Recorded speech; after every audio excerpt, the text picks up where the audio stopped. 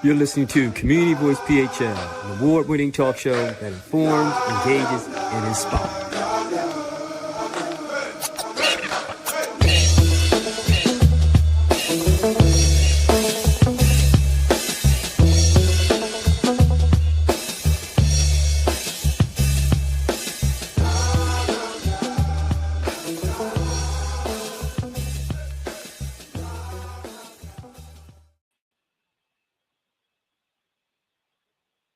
PHL Talk Show. Community Voice is a talk show that informs, engages, and inspires. We feature stories about amazing people who are doing awesome things all across the tri-state area. We will inform you about what's happening in our city to get you inspired with building caring and prosperous communities. So once again, thanks for tuning in to Community Voice PHL, a show that informs, engages, and inspires. Now, I know all of our Eagles fans are really inspired now. They shook off the losing streak and got a win on the way. And now you got to bye to get everyone healed up and maybe, start that streak towards a repeat to the Super Bowl. So now things seem to be in order. So I know we're happy and excited about that. And I know we're also happy and excited about the changing of the seasons because that's, for me, I like the change of seasons. I often talk about that with the wife, and we talk about like where we live and once we retire and all that. And though we would mention some places where weather is really a bit more accommodating, we often come to the space of realizing that there's a joy in watching the seasons change. It's kind of like a rhythm of life and set your biorhythms and chemistries straight. So, getting that opportunity to step away from just being cold or just being hot and just to, if you will, be mad that it's too cold and just waiting for it to be warm is something social, psychologically, and physiologically great for those change of seasons. So I just say all that to say that this time of year, seasons change. I know some folk are really appreciating it just the same way as I do. So thanks for those who do, and for those who have their dithers of which season they prefer. Give me an email, communityvoicephl@gmail.com, and let me know what season you prefer.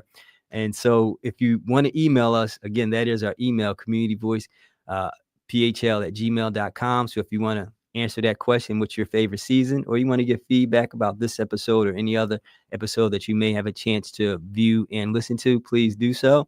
And subscribe to our YouTube channel, which is Community Voice PHL Talk Show. We're building a good platform there. We have awesome guests, and even one we're going to include today. So go check out our videos from YouTube and our previous featured guests, and subscribe to our YouTube channel, Community Voice PHL Talk Show, and our Apple Podcast as well under the same name, Community Voice PHL Talk Show. Really trying to broaden our reach here and get the information out to all the folk who can be informed, engaged, and inspired with the great guests that we often have on the show. So I want to be able to share with you a guest that I met. It was maybe a month or two ago at a community event. Most of the time I meet amazing people at community events, hence Community Voice, because we're out there in the community doing the great work and meeting some awesome people. But I met this person, and we engaged in a real great conversation about life, about community, about connecting with people. And in my conversation with this person, it got to the point where, really started realizing the passion behind the work that they're doing. And when I realized the passion behind the work that they're doing, it began to notice some of the nuances of how important this topic is we're going to talk about. Often we talk about certain type of challenges that folk have. We sometimes label them and sometimes misunderstand them, and myself included. But it's all based upon getting to understand and know how we can handle those conversations and those challenges that people have. And it broadens our understanding of how to be more empathetic and understanding with people, and to not be so quick to label and or use a denigrating narrative or preconceived notion about a person. So our guest today, Seth Rotman, is going to share with us some insights about ADHD. With this being ADHD Awareness Month, we need to be aware of it, not just today and not just during this month, but all throughout the year. So it's an awareness that needs to permeate through our understanding. So again, we can be more empathetic and understanding on how to support and how to understand and how to build up the way that we can support anyone and everyone in every space of life that they have. Seth knows about the work, and he has a high level of passion for what he's doing, and he's known to be one who can handle stress at a high level. We're going to talk about that. As a nurse who has served across multiple healthcare settings, including the challenges of the coronavirus pandemic, He's lived in the realities of being burnt out, compassion fatigue, and the struggle to stay centered while caring for others. Behind the scrubs, Seth also faces his own battle with ADHD, anxiety, depression, and PTSD. But through martial arts, mindfulness, and the years of personal growth, he discovered how to turn his challenges into strengths. Today, as a board-certified nurse coach and speaker, Seth helps professionals with ADHD and other high-performing individuals facing the invisible barriers to transform their overwhelming situation into focus and resilience. Through his holistic HDHD model, he shows how embracing neurodivergency and self-awareness can unlock potential, improve well-being, and change the way we live and the way we work. So I'd like to welcome and thank for being on the show, my good friend Seth Rotman. I'm so glad to be here. Thank you so much. You're welcome. You're welcome. Now, Seth, talk a little bit about your background before we get into the work that you do. So I often ask this to, set the record straight. Eagles fan or no Eagles fan? Oh, absolutely an Eagles fan. Okay. So see, now everyone say, okay, now they're tuning up the value. I'm born and bred Philadelphia. So Okay. Eagles fan. Listen, we got to get that straight because our listeners and viewers, if you're not an Eagles fan, that's when we see the dip. See the dip come in, but that's great. So born and raised in Philly, you said? Born and raised just outside the city, family inside the city, long family history with ties to the city, grandparents from Strawberry Mansion, and uncles were the official photographers for the Mummers for years. Oh, wow. That's cool. And great aunt who was the one who originally developed the Teenage Parents Program for the city. Oh, wow. Okay. So you got strong ties. Let's say, now I'm going to need some of the Mummers pictures too. So. I'll find them. You'll find them. Cool. So now, when dealing with the topic and matter at hand, ADHD, October ADHD Awareness Month, and we want to definitely, highlight that. But one of the things, as I mentioned in my top monologue, was that we want to make sure it becomes part of our everyday conversation and not just waiting for this month to start highlighting and celebrating. So in the space of your work, tell us about how we can begin to be more aware and what are the things that we need to do to be more cognizant of that. One of the ways that is so important to understand ADHD is to accept that it's not really about being different. It's about being human. Mm-hmm. Even though this is something that impacts how someone who has ADHD navigates the world, and it makes it more difficult day to day. It makes what can be a simple task 10 times harder. Getting out the door is not only about getting out the door. Now it's, did you remember your keys? Are you sure you remembered your keys? If you went back and got your keys, did you remember your coffee? Are you sure you remembered your coffee? If you got your coffee, did you actually remember your keys? It's a whole back and forth routine. And these are the things that people don't see. But that's only with ADHD. Everyone has these struggles that they hide from the rest of the world. Yeah. You would want people to be empathetic to you about those if they knew about them. Well, if you want people to be empathetic to you, why can't you be empathetic to someone else? Yeah. It's all about that empathy and just helping raise each other up instead of putting up barriers to tear each other down. And that's really what it comes down to. Yeah. So I just want to put out there too, for those who may not be aware, I don't want to use acronyms and initials with the thought that everyone would know. ADHD is attention deficit hyperactive disorder. Yes, it is. Okay. So I just want to make sure that our listeners and viewers know that, so that we're not using the ADHD and they find, because right now, Seth, they can Google it and they'll find. That's true. They could look totally it up different. And it could be something different. Yeah. We are talking about, attention deficit hyperactivity disorder is also one of the worst named, syndromes out there, because it has nothing to do with attention or a deficit of attention. Talk about that, because that's a good point. That's a great point. ADHD is not about attention. It does come down to hyperactivity, but it's about executive function disorder. So it's about your ability to concentrate. It's about how do you it's your ability to manage emotions, manage time, manage multitasking, starting a task, finishing a task. That's not about concentration. It's about how your brain links these things. And there's more to it than, focus harder. When we are trying to focus on these things, we are working 10 times harder to make sure we're starting or anything else. A lot of people with ADHD grow up, go through their whole lives being told that they're being lazy, because what people see is kind of what gets called ADHD paralysis.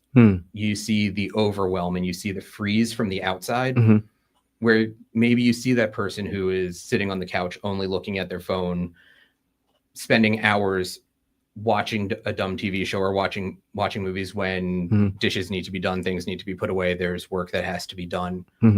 But what's going on inside? What's going on inside is anxiety and overwhelm and not knowing how to take that first step to start. That battle that's going on inside is insurmountable, and that's why they're frozen. And so that's the difference. It's not laziness. It's fear and paralysis and anxiety.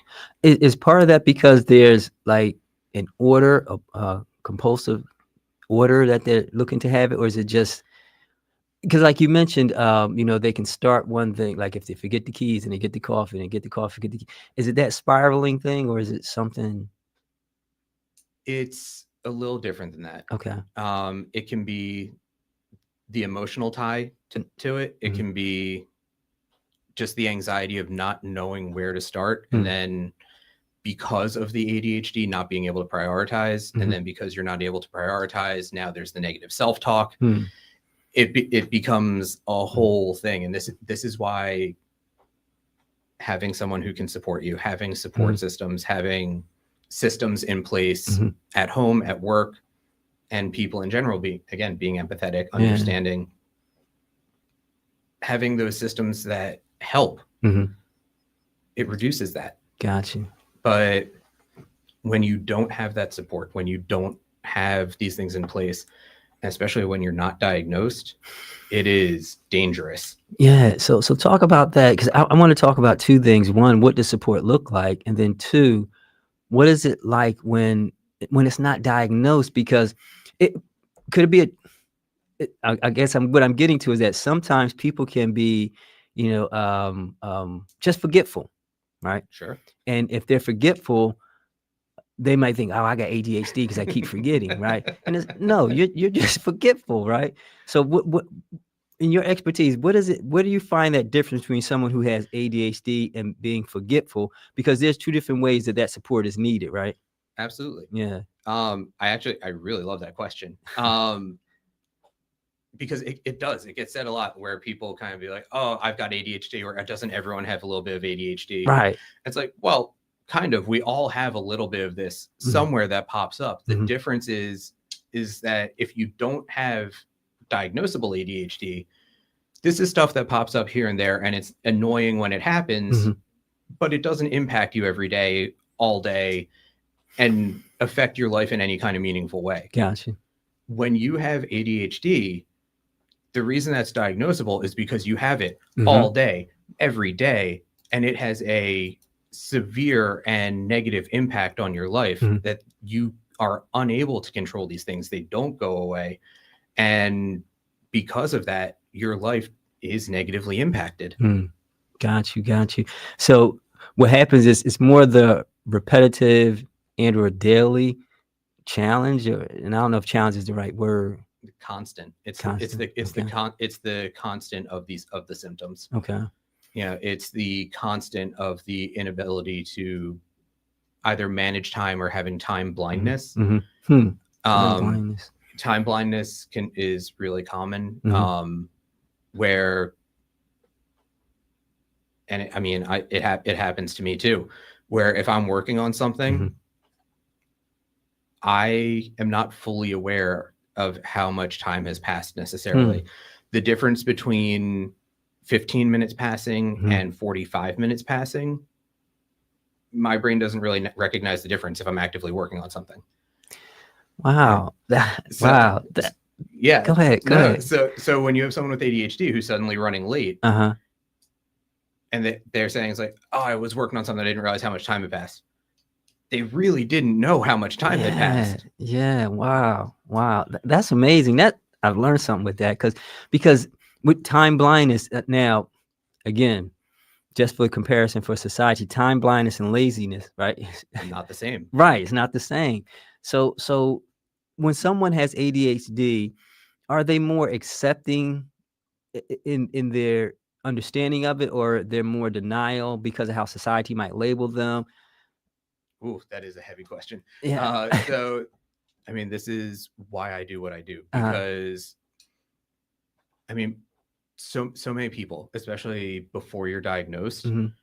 you feel like there's something wrong with you. Mhm. You have this extra struggle. You are trying to figure out how to do things the best way that you can, Mhm. but you don't know what the best way is, because I mean, this is where a diagnosis is helpful, because it gives you a guidepost, at least. Yeah. When all you're doing is recognizing that you're struggling and then trying to figure out how to struggle less, it just feels difficult. And then you don't want to feel embarrassed in front of other people, so people end up masking. They try and hide it as much as possible. They act like everything's okay. They don't want to talk about it. It's becoming more acceptable to talk about, which is fantastic. The more we talk about mental health, the better. Yeah. And you'll kind of find that the more you talk about mental health with other people, the more they open up about mental health. Yeah. And it really does create community. Yeah. But this is something that once you have a diagnosis, it's a little easier to find these skill sets. There's a sense of relief that comes with that understanding of what's been happening. But there is so much judgment that comes from teachers, that can come from parents, that comes from other people, that gets internalized also. Yeah. People tend to not be very kind to themselves. That's a big piece of kind of what I have to work with people to undo, and teach them how to be kind to themselves. I had to learn how to be kind to myself. Yeah, but do you think that that's because also that because society isn't kind to them, so it's kind of, Oh, absolutely. Yeah. And I mean, there's a whole sub piece of that comes with that. It's not an official symptom of ADHD, but it's called rejection sensitivity dysphoria. Okay. Where basically with ADHD, with the dopamine already being lower, anytime you experience something, your body really only has one response to anything, and that's that fight or flight response. Yeah. Yeah. So dopamine goes up with that, and so even those negative influences, dopamine spikes. Yeah. And we get used to these negative everything. Yeah. So we feel like we're out of place. Someone says something cutting or sarcastic or hurtful, and that starts when we're little. Yeah. And then it starts building and building and building, and then you start to anticipate it.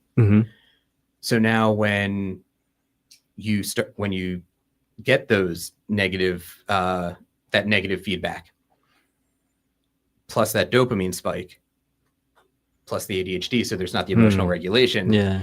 You take it in a much bigger way. Got you. And it also means that you are going to usually misread neutral things as negative, because if it's not positive, it must be bad. Got you. Yeah. Yeah. So it sets it until you start really learning the skills and understand yourself, understanding your own ADHD. It's a really dangerous position. I keep saying dangerous, and I mean it.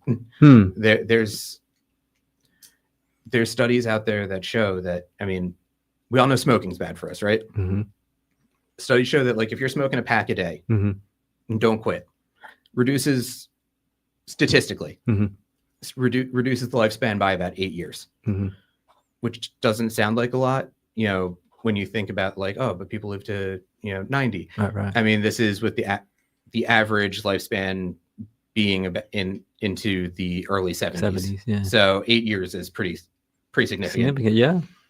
Undiagnosed and unmanaged ADHD takes 12 years. Wow. Off of the lifespan statistically. Wow. So with that being said, you're dropping some good knowledge here. If you want to learn more about this topic and anything else that we're talking on this show, if you're just tuning in, thank you. But if you've been listening all along, you want to send an email to us at communityvoicephl@gmail.com, and we'll be sure to connect you with Seth so you can get some more information about what we're talking about and or understand more about how you can be supportive. So Seth, talk about what does support look like? Then that's your level of expertise as a board certified nurse coach. Talk about that and what does support look like? Support is really when you find your tribe, or you find a coach, you find that person who helps you understand yourself, that really helps you understand what is going on with you, that helps you develop the skill sets to manage these different pieces of what's going on with ADHD. That helps you kind of day to day with remembering the different tasks, remembering all these different pieces, staying on time, all of it, but also that helps celebrate you, because it's so easy to downplay your wins when you're already negative towards yourself. Celebrating these little wins so that you can celebrate your big wins, learning how to be kind to yourself, learning to give yourself grace, having someone there to do that for you. That's all part of it. And I mean, that's a big piece of what having a coach does. Okay. But there's more to it than that, because once you understand who you are and what you need, kind of what support you need, you also need to be able to advocate for yourself, which is, I think, the most terrifying part for a lot of people. Yeah. And advocating for yourself if you're still in school, that's, asking for accommodations in school. In the workplace, that can mean asking for accommodations, or if you have a really good culture there, it can just mean asking for some change. And I'm kind of drawing a distinction there that I know is not totally common, but I mean, I really do. I work with companies too for this, because when you change the culture, things are kind of given out without it having to officially go through HR. Gotcha. When you go through official channels, it's now an official accommodation, because it's the government and laws say that's protected, and this is what you got to do. But when you do that, you honestly, HR departments don't know what accommodations they can provide. They don't know what you need necessarily. Is it just for ADHD, or is it just for most mental health? In general. Okay.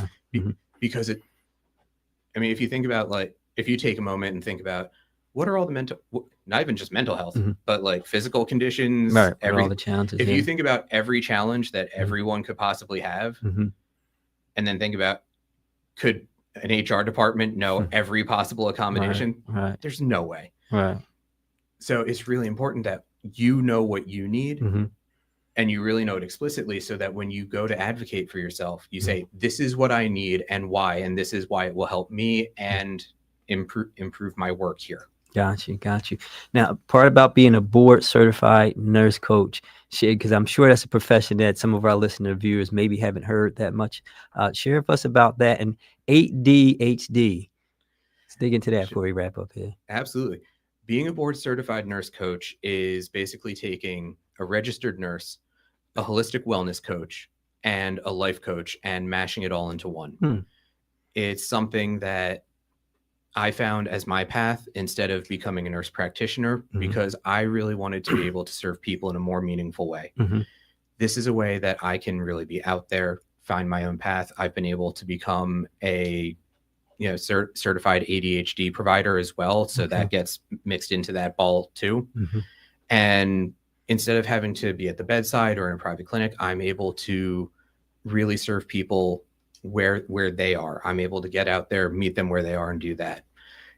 Part of that is with the ADHD program. That is kind of the culmination of all of my research of bringing together everything that's been out there that is discussed with ADHD and funneling it down into the essential pieces of what you need to know about ADHD, about yourself, understanding the 8 essential strengths, the 8 essential skills, the 8 essential goals. Okay. And there's a jump start with it that you can understand this in the first 8 weeks. Oh, wow. And this is all with Clarify Wellness, right? This is all with Clarify Wellness. So the 8 was 8 tools, 8. So yeah, 8 strengths, 8 strengths, 8 tools, 8 goals, and you're able to develop the initial foundation in 8 weeks. Wow.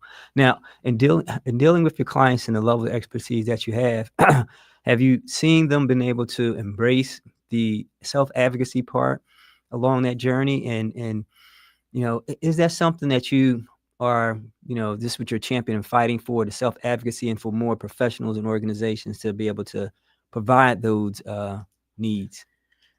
I've seen my clients make some huge turnarounds. Mm-hmm. One of the biggest turnarounds that I've seen, I had a client come to me who was on the brink of losing their job because of their ADHD. Mm-hmm. They were really falling down with their tasks. They were missing deadlines. And was the point that their job was like, you need something. Right. And so they were with me for 8 weeks only. And in those 8 weeks, we discovered that not only was this impacting their work life, but it was impacting their home life. They were kind of impulsively purchasing from Amazon. They were kind of in a hoarding situation. They were avoiding cleaning. They were so overwhelmed that they felt like they couldn't go outside anymore. And they really hadn't left the house either. At the end of those 8 weeks, and coming back to rejection sensitivity dysphoria, they were really struggling with responding to emails and group chats at work because they were misinterpreting tone in text. At the end of that 8 weeks, they had their house cleaned. They were having visitors. They were going out. They had a yard sale. Oh, wow. They were on top of 3 new projects, and they were hitting all of their deadlines.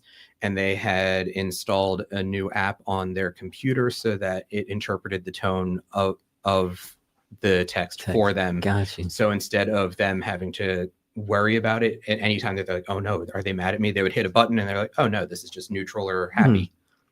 So there's an app for that, or computer software? Yeah, there are different softwares that help interpret that. Okay. That's awesome. Listen, man, we definitely got to have you back on, man, because we're coming up to the end of this segment here. Share for our listeners and viewers how they can get in contact with you, because I know we mentioned Clarify Wellness LLC. It's your organization, correct? It is, yes. Yeah. So tell everyone how they can get in contact with you, and if they want to, gain further information about the work that you're doing. They can reach me at Seth at clarifywellness.coach. You can also follow me on LinkedIn at Seth D. Rotman. I'm on Facebook at Seth NCBC. Also on Instagram at Clarify Wellness LLC. And you can always visit my website to find out more about the services that I offer, which is clarifywellness.coach.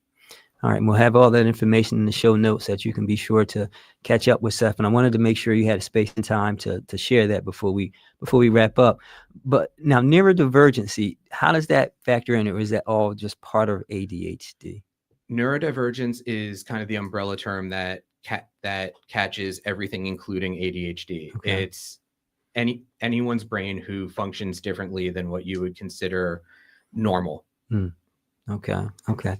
So, thanks for being a guest on the show, Seth. You definitely enlightened me with a lot of information. And now, mentally, I'm taking copious notes, and I'm going to go back and, share that with all the people that I know and make sure this information gets out there, because we really want to make sure it gets, we talked about in the top of the show, that we not normalize it in terms of making it just an everyday thing, but normalizing a way of understanding so that we can learn to be empathetic and appreciate and support in the right way.